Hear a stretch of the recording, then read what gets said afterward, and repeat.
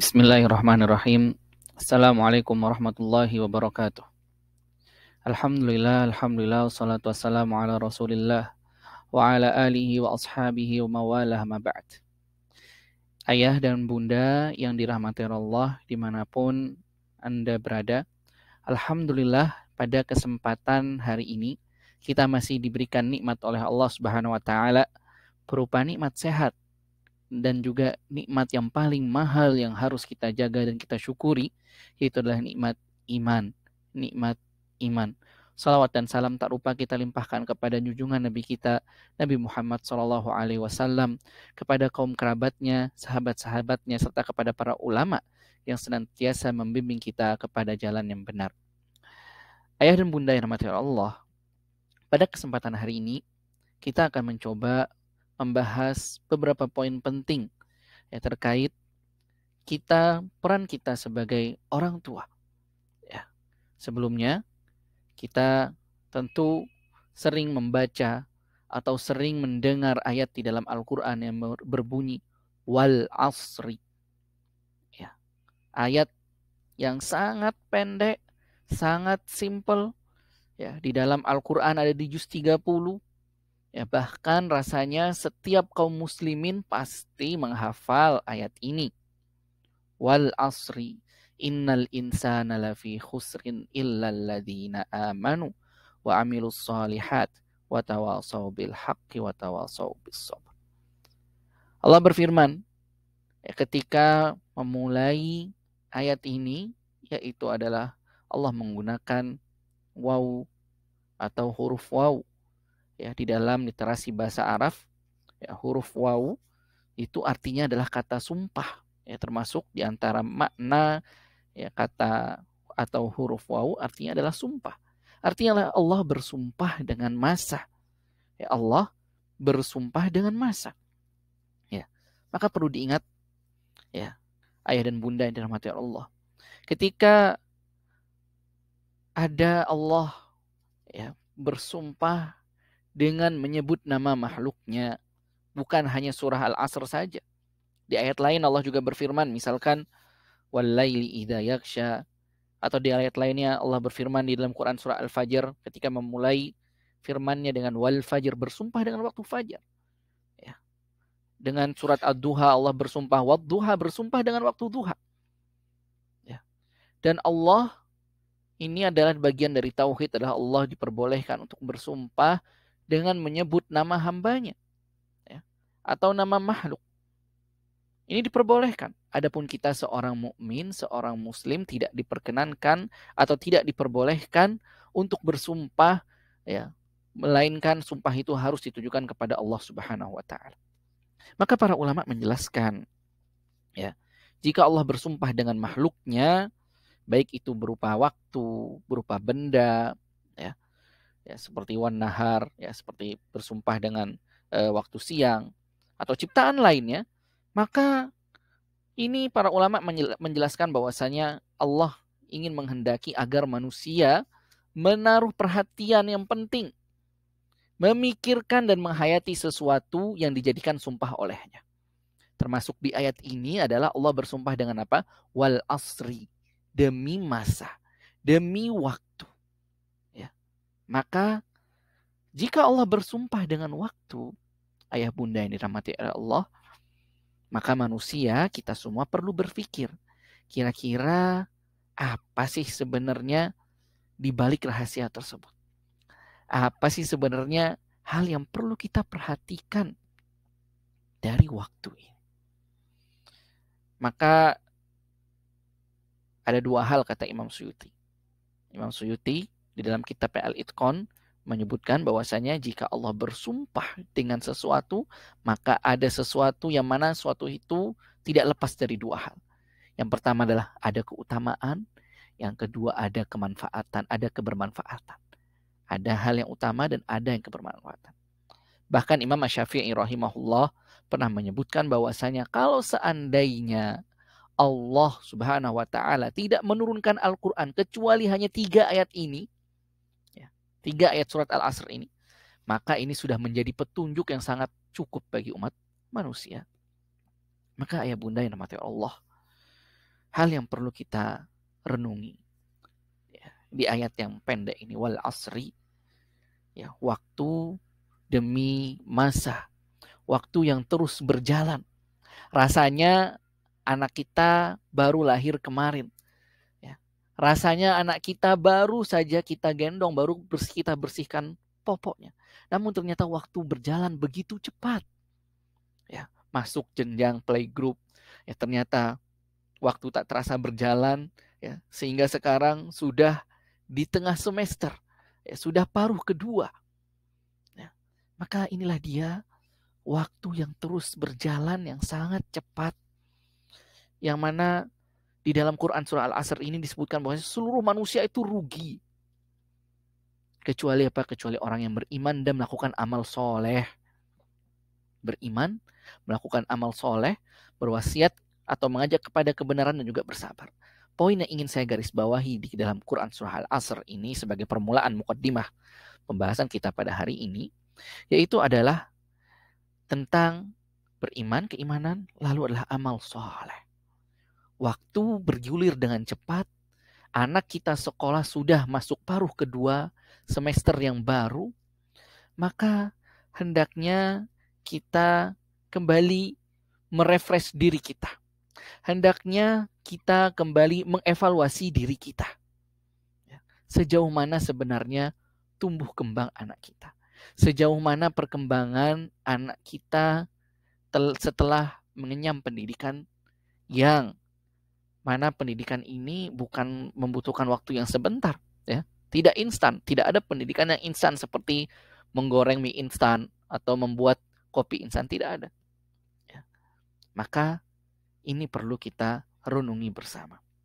Ayah dan bunda yang dirahmati oleh Allah, ada pernyataan yang menarik yang saya kutip dari Imam Al-Ghazali rahimahullah di dalam kitabnya Ihya Ulumuddin. Beliau mengatakan bahwasanya, ya, perlu diketahui bahwasanya mendidik anak termasuk urusan yang paling penting, paling urgen, dan harus mendapatkan prioritas yang lebih dari urusan yang lainnya. Ayah bunda yang dirahmati oleh Allah, terkait dengan ayat sebelumnya yang sudah kita bahas, tentang wal asri, tentang masa, tentang waktu yang telah kita habiskan. Dan umur kita di dunia ini tidaklah panjang, umur kita di dunia ini pendek. Lalu apa yang sudah kita persiapkan? Apa yang sudah kita raih, ya, di usia kita yang saat ini? Apa yang sudah menjadi prioritas kita? Sudahkah kita menaruh prioritas kehidupan kita ini diantaranya adalah untuk mendidik anak-anak kita? Atau jangan-jangan pendidikan anak ini atau mendidik anak tidak mendapatkan perhatian dari kita? Maka ini yang perlu menjadi catatan. Ya, karena mendidik anak, ya, para ulama menjelaskan ini adalah urusan yang paling penting. Bahkan Ibnu Qayyim, ya, rahimahullah pernah menyebutkan bahwasannya, ya, sebagian besar anak-anak ini, ya, rusak karena orang tua yang menelantarkan dan tidak memperhatikan pendidikan agama anaknya. Maka ayah dan bunda yang dirahmati oleh Allah, mendidik anak harus menjadi prioritas utama kita. Bukan hanya ayah saja, bukan hanya bunda saja, atau bukan hanya sekolah saja. Ya, karena pendidikan bukan hanya tanggung jawab sekolah saja. Ya, pendidikan anak bukan hanya tanggung jawab sekolah saja. Maka, ya, ayah bunda yang dirahmati Allah, ini merupakan tugas yang mulia. Karena kita mengetahui bersama bahwasanya anak ini adalah amanah dari Allah.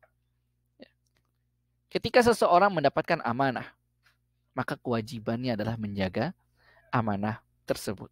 Mari kita lihat firman Allah Subhanahu wa taala, ya, di dalam Quran surah An-Nahl, ya, ayat ke-78, ya.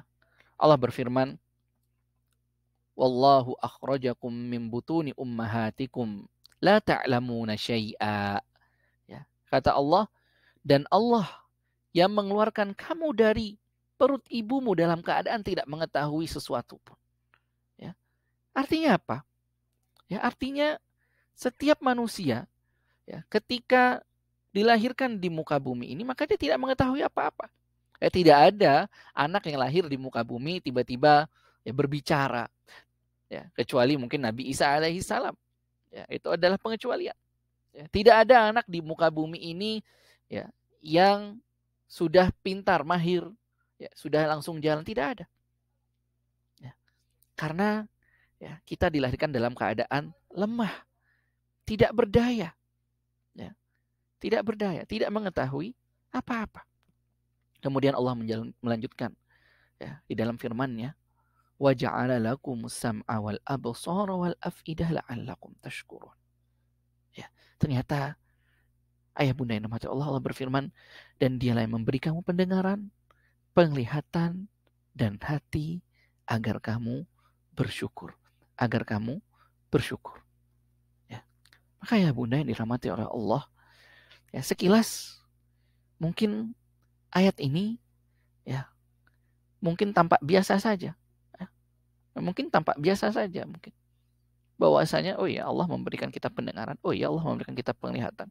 Tapi kalau kita tadabburi dengan perspektif yang berbeda, dengan perspektif mungkin ilmu psikologi, ilmu perkembangan anak, ternyata ayah bunda yang dirahmati Allah, ayat ini sudah menjelaskan tentang fase perkembangan anak. Fase perkembangan anak. Kita lihat wa ja'ala lakumus sam'a, dan Dia memberi kamu pendengaran.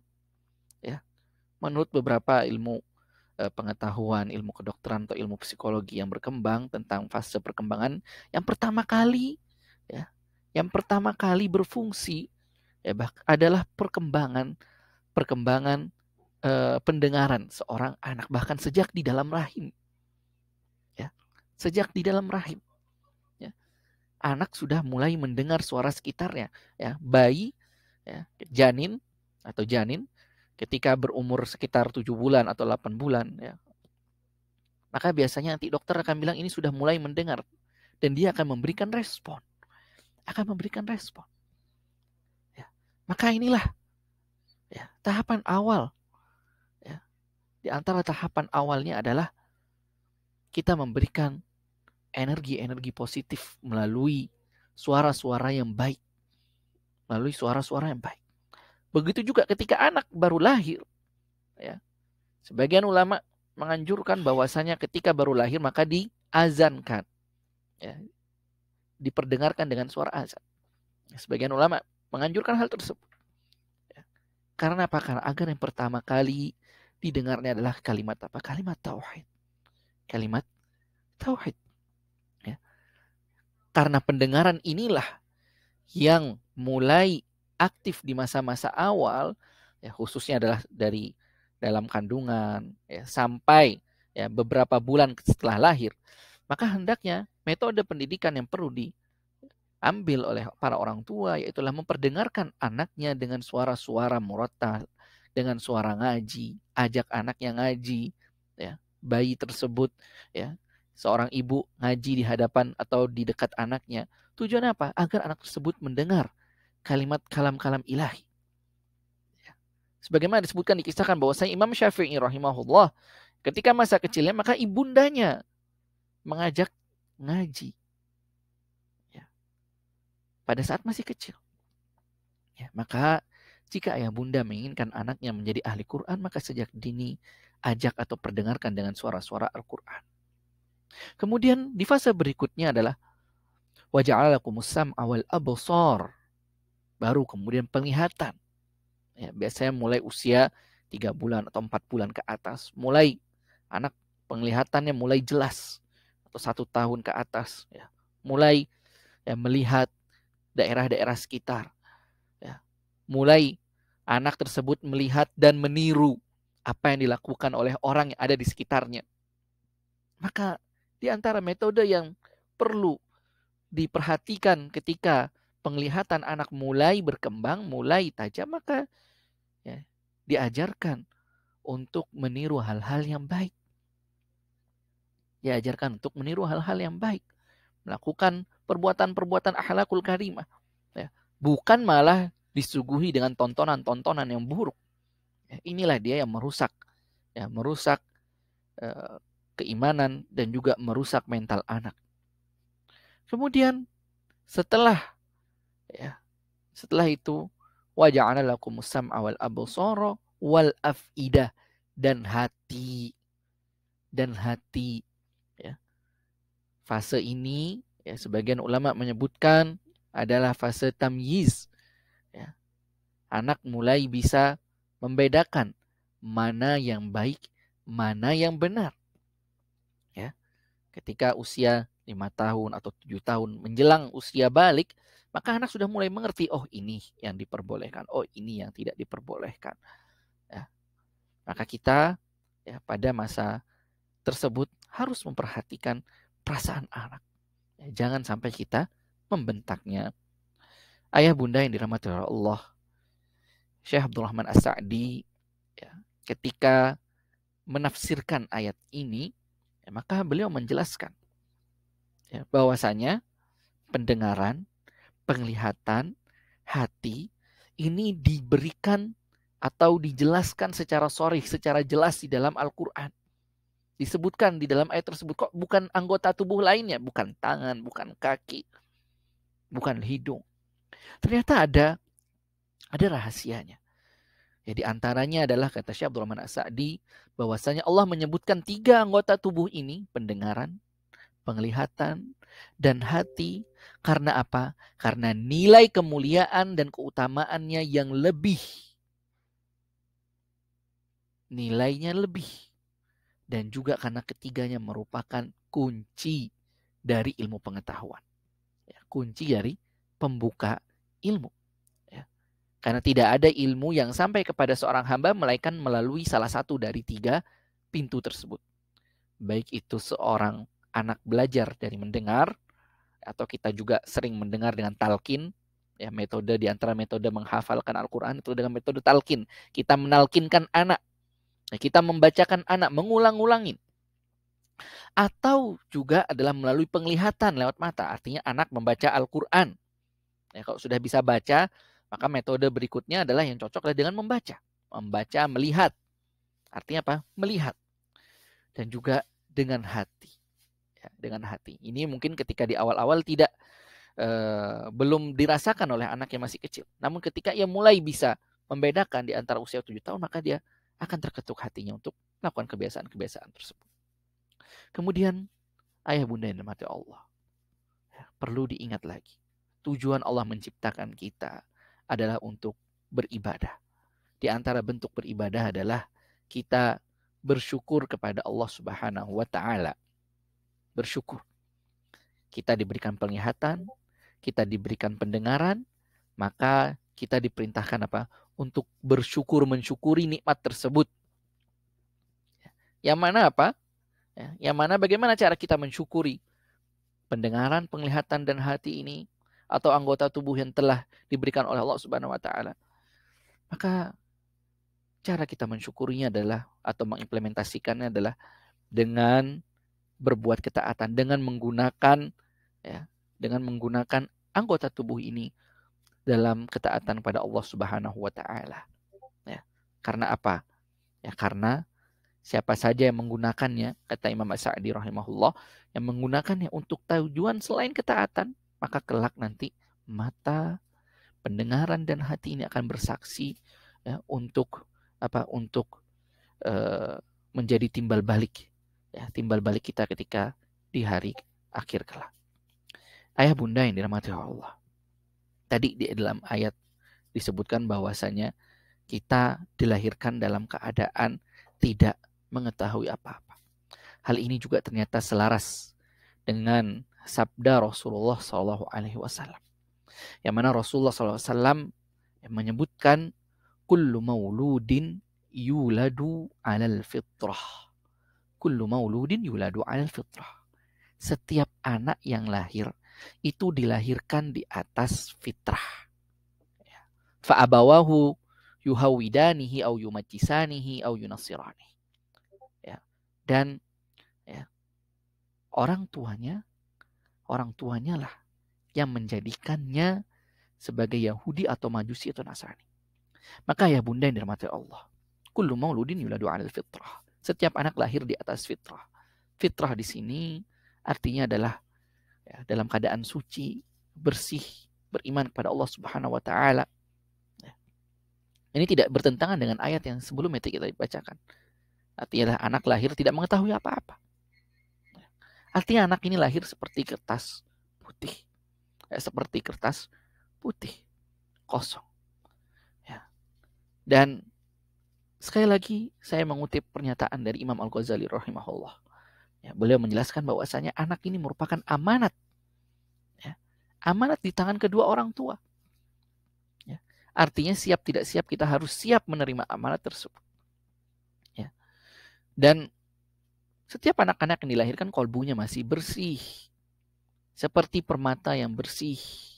Sangat berharga, murni, belum dibentuk ya, dan belum diukir. Ya. Artinya apa? Kalau kita pun menerima barang berharga, pasti akan kita menjaganya dengan baik-baik. Begitu juga dengan anak. Imam Ghazali rahimahullah menyebutkan bahwasanya anak ini seperti apa? Seperti permata. Ya. Dan anak ini siap untuk dibentuk menerima apapun. Ya. Orang tuanya mengukirnya dengan apa? Ya. Memberikan pendidikan sebagaimana, anak ini siap. Ya. Apa yang ditanamkan padanya. Ya.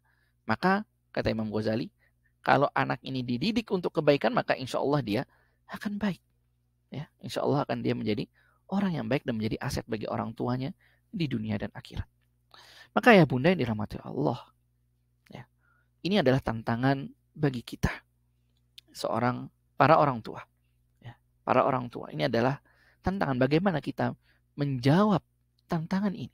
Bagaimana kita menjaga amanah yang telah Allah berikan kepada kita. Dengan apa kita akan ukir anak kita? Apakah kita akan menjadikannya menjadi golongan Yahudi, Nasrani, Majusi, atau akan kita ukir anak kita kepada jalannya orang-orang yang diberi petunjuk. Ya. Siapa itu? Ya. Ihdinas siratal mustaqim. Ya. Mereka adalah orang-orang yang diberikan petunjuk. Ya. Diberikan petunjuk. Atau siratal ladzina an'amta 'alaihim, itu adalah jalannya orang-orang yang diberikan nikmat. Ya. Mereka adalah para nabi, para orang-orang soleh, para syuhada. Maka kitalah yang akan mengukir anak kita. Ya. Kitalah yang akan mengukir anak kita. Maka ayah bunda yang dirahmati oleh Allah, ya, di antara yang perlu kita bangun, ya, di antara yang perlu kita bangun adalah kita perlu menerapkan bonding attachment, yaitu adalah membangun kedekatan dengan anak kita. Ya. Kita perlu membangun kedekatan dengan anak kita. Ya. Bukan hanya sekedar menyediakan quality time saja dengan anak, tetapi juga harus ada quantity time-nya. Ya. Harus ada quantity time, berkualitas dan juga harus sering. Ya. Bukan jarang dilakukan. Maka di antara beberapa poin yang bisa kita ambil dari bonding attachment ini, kita melakukan kedekatan dengan anak karena anak ya, butuh sosok ayah dan bunda. Anak ya, butuh sosok ibu dan bapak. Anak butuh kasih sayang kedua orang tua. Dan anak butuh kedekatan hal tersebut. Coba ayah dan bunda bayangkan, ya, ketika misalkan anak-anak, ya, mungkin di sini ada yang anaknya sudah masuk ke pondok pesantren. Maka kita lihat, ya, tentu kalau sudah masuk pondok pesantren maka akan jauh masanya kita berpisah dengan anak kita. Lalu sesekali kita akan berkunjung menemui mereka. Maka ya, kita lihat, ya, terkadang beberapa fenomena yang kita temukan adalah ketika anak di pesantren ini dikunjungi oleh orang tua, ternyata yang pertama kali dicari, ya, oleh beberapa anak, saya tidak bilang semua anak-anak pondok seperti ini, tapi ada beberapa anak, ya, Ketika dikunjungi oleh orang tua, yang dicari, ayah, bunda, mana tablet? Mana HP? Ya, mana HP saya? Saya mau bermain game. Maka ini menunjukkan, apa? Anak ini walaupun sudah jauh ternyata sangat dekat sekali, sangat merindukan untuk ketemu dengan gamenya ketimbang dengan ayah dan bundanya. Ya. Maka inilah kita perlu membangun kelekatan dengan anak-anak kita.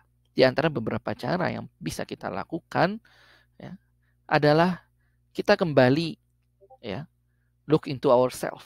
Ya, kita kembali melihat diri kita. Kita kembali melihat diri kita sendiri. Kita berkaca, bercermin. Ya. Sudahkah kita menjadi orang tua yang baik? Sudahkah kita melakukan hak-hak anak? Ya. Sudahkah kita melakukan tugas-tugas kewajiban kita, baik itu sebagai ayah ataupun sebagai ibu? Jangan sampai, ya, kita menyisakan energi negatif di dalam diri kita sehingga hal tersebut akan berpengaruh kepada anak kita. Ya. Allah berfirman di dalam Al-Quran, dzurriyyatan ba'duha min ba' wallahu sami'un alim. Keturunan itu sebagiannya merupakan turunan dari yang lain. Ya. Terkadang orang-orang soleh itu akan menurunkan kesolehannya pada anaknya juga. Ya. Walaupun ada beberapa, ya mungkin ada beberapa orang soleh diuji dengan anak yang tidak berbakti. Tapi ayat ini menjelaskan apa? Dzurriyyatan ba'duha min ba'. Keturunan itu sebagiannya merupakan turunan dari yang lain. Artinya kesolehan ini adalah menurun. Maka ketika kita ingin dekat dengan anak kita, maka dekatlah dengan memberikan energi yang positif, energi yang baik, energi yang soleh. Ketika kita menginginkan anak kita soleh, maka hal yang pertama kali perlu kita lakukan adalah solehkan diri kita.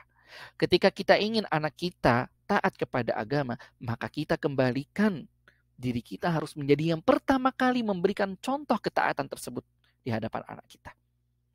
Maka ayah dan bunda yang dirahmati oleh Allah, belajar, ya, thalabul ilmi fardhatun ala kulli muslim. Menuntut ilmu adalah kewajiban bagi setiap muslim. Maka kita harus senantiasa mengupgrade diri kita. Jangan kita hanya senantiasa menyuruh anak kita untuk belajar, namun kita tidak belajar. Kita tetap sebagai orang tua, kalau kita ingin anak kita sebagai anak yang terus-menerus cinta terhadap ilmu, cinta terhadap belajar, maka kita tunjukkan bahwasanya kita pun juga, ayah dan bunda juga mau untuk belajar. Ayah dan bunda juga senang untuk belajar. Berikutnya adalah hal yang bisa kita lakukan adalah kita menyentuh, ya, atau bahkan memeluk anak kita. Ya. Sentuhan dan pelukan. Ya. Sebagian penelitian ini ada banyak teori, ya, saya temukan di antaranya ada ahli psikologi, ya, mempublikasikan buku The Hug Therapy, ya. Karena ternyata pelukan, sentuhan ini dapat meningkatkan kecerdasan otak anak. Ya, menurut penelitian bahwasanya pelukan ini dapat merangsang produksi oksitosin. Ya, oksitosin ini adalah bonding hormon.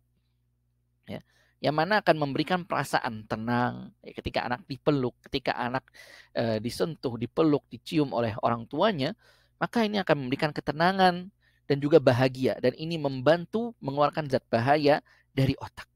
Ya. Maka ternyata, ya ayah bunda yang dirahmati Allah, jauh sebelum ada penelitian ini tadi, ya, The Hug Therapy ini atau produksi yang meningkatkan produksi hormon oksitosin ini, ternyata Rasulullah SAW sudah mencontohkannya. Diriwayatkan dari Abu Hurairah radhiyallahu anhu bahwasanya Rasulullah SAW mencium Al Hasan bin Ali. Siapa itu Al Hasan bin Ali? Itulah cucu beliau. Ya. Yang mana itu pada saat yang bersamaan di sisi beliau ada Al-Aqra bin Habis At-Tamimi yang sedang duduk. Dan Al-Aqra ini, ya, dikisahkan bahwa beliau memiliki 10 orang anak. Maka melihat hal tersebut, Al-Aqra' mengatakan bahwasanya aku punya 10 orang anak. Dan tidak seorang pun dari mereka aku pernah cium. Nggak pernah aku menciumnya. Maka Rasulullah SAW mendengar hal tersebut. Apa yang dikatakan oleh Rasul? Mendengar hal tersebut, maka beliau melihat, memandang Al-Aqra', ya, lalu mengatakan, ya, man la yarham la yurham. Kata Rasul apa? Barang siapa yang tidak menyayangi, tidak merahmati, maka ia tidak akan disayangi atau dirahmati. Hadis riwayat Bukhari. Hal senada juga ternyata pernah dikisahkan oleh Ummul Mukminin Aisyah radhiyallahu anha bahwasanya datang seorang Arab Badui kepada Rasulullah SAW lalu berkata, apakah kalian mencium anak-anak laki? Maka Rasulullah SAW ya, mendengar hal tersebut ya, ketika orang Badui tadi datang dan mengatakan, apakah kalian mencium anak laki-laki? Sungguh kita ini tidak pernah mencium anak-anak laki-laki. Ya. Maka Rasulullah mendengar hal tersebut bersabda, ya, aku tidak bisa berbuat apa-apa. Ya, kalau Allah sudah mencabut rasa sayang dari hatimu. Artinya apa? Rasa sayang ini, ya, rasa sayang ini sudah hilang dari orang Badui tersebut. Maka kata Rasulullah, aku tidak bisa berbuat apa-apa. Maka dari sini, hadis yang tadi kita sebutkan, Imam Ibnu Battal rahimahullah, ya, beliau salah seorang yang mensyarah kitab Sahih Bukhari, yang mengatakan bahwa saya menyayangi anak kecil, baik itu memeluknya, ya, menciumnya, berlemah lembut kepadanya. Ini termasuk dari amalan-amalan yang diridhoi oleh Allah dan Rasulnya, dan akan diberikan ganjaran oleh Allah Subhanahu wa taala. Ya. Tidakkah kita melihat tadi, ya, ada seorang yang punya 10 anak tidak pernah dicium. Ya, kemudian Nabi mengatakan apa? Ya, Nabi berkata, man la yarham la yurham. Barang siapa yang tidak menyayangi maka tidak akan disayangi. Bagaimana anak tersebut akan menyayangi Anda di masa tua kalau di masa kecilnya tidak pernah disayangi? Ya. Maka ini menunjukkan pentingnya sentuhan dan pelukan bagi anak-anak. Ya. Bahkan menggendongnya, ya, memeluknya di saat sedih, di saat kesepian. Kita sebagai orang tua harus yang pertama kali hadir di hadapan mereka. Ya, bukan game, ya, bukan gadget, ya, bukan gadget yang hadir. Ya, nanti, ya, gadgetnya yang sayang kepada anak tersebut dan anak tersebut bahkan sayang terhadap gadgetnya, melebihi sayangnya kepada Anda.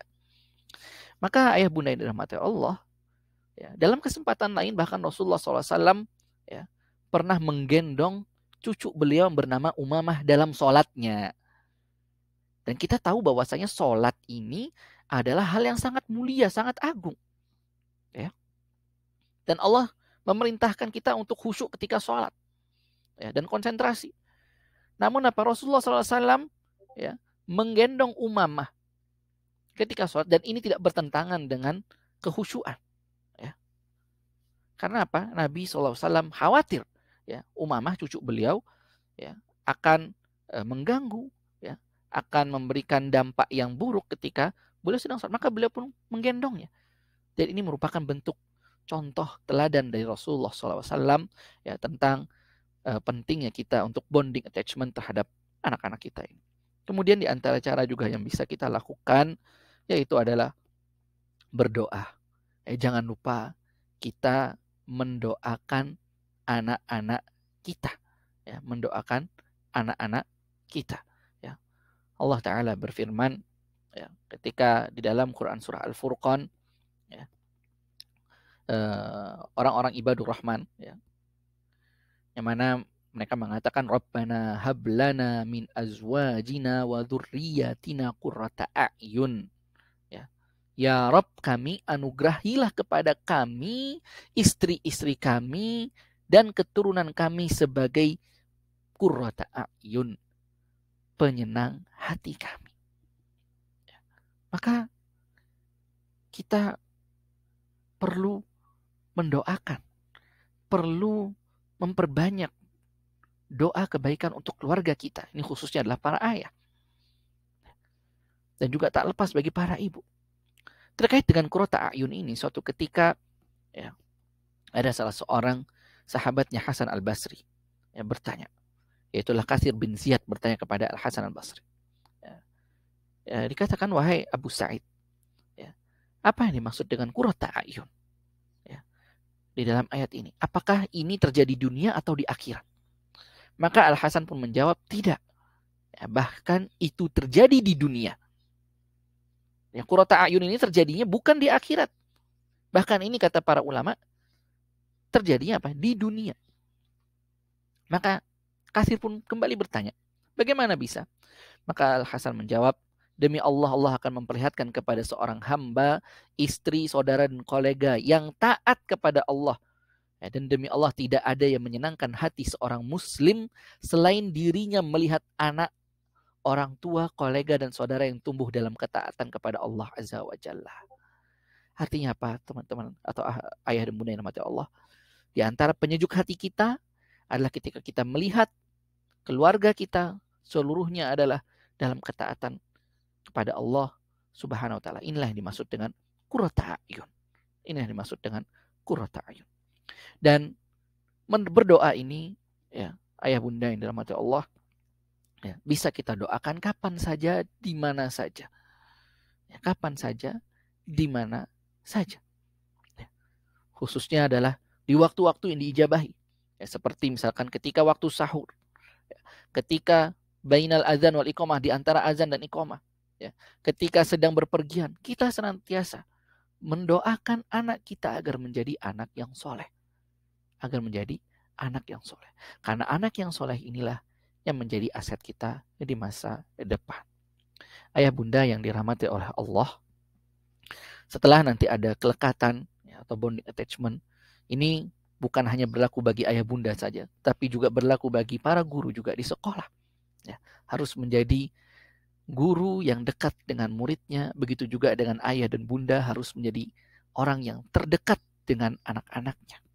Karena pada hakikatnya pendidikan ini adalah proyek jangka panjang, proyek yang sangat besar, ya, yang mana, ya, ini adalah bicara tentang peradaban.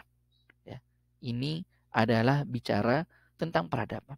Yang namanya mendidik anak ini bukan tanggung jawabnya ibu saja, dan juga bukan tanggung jawabnya ayah sendiri saja, tetapi kita perlu mengingat kembali ayat di dalam Al-Quran surat Taubah ketika Allah berfirman wal mu'minuna wal mu'minatu ba'duhum awliya'u ba'd.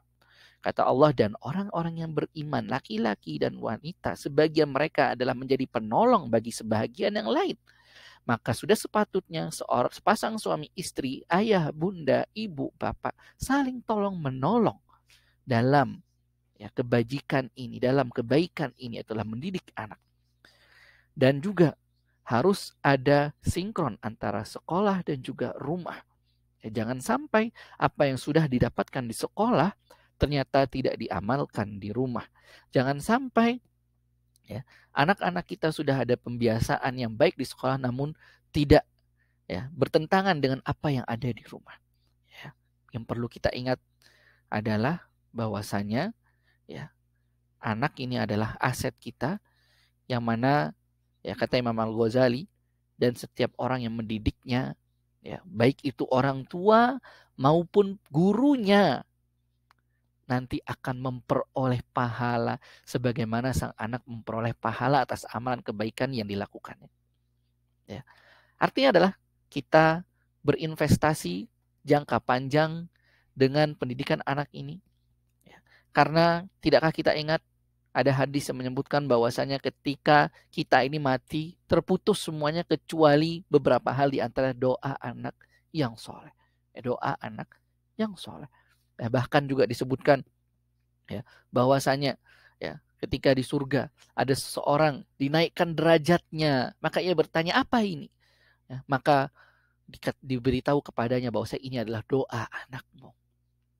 Dan ini bagi guru juga berlaku. Tidakkah kita mendengarkan, ya, atau mengingat kembali sabda Rasulullah SAW? Ya, khairukum man ta'allamal Qur'ana wa 'allama. Sebaik-baik di antara kalian adalah yang mengajarkan Quran, yang belajar Al-Quran dan mengajarkannya.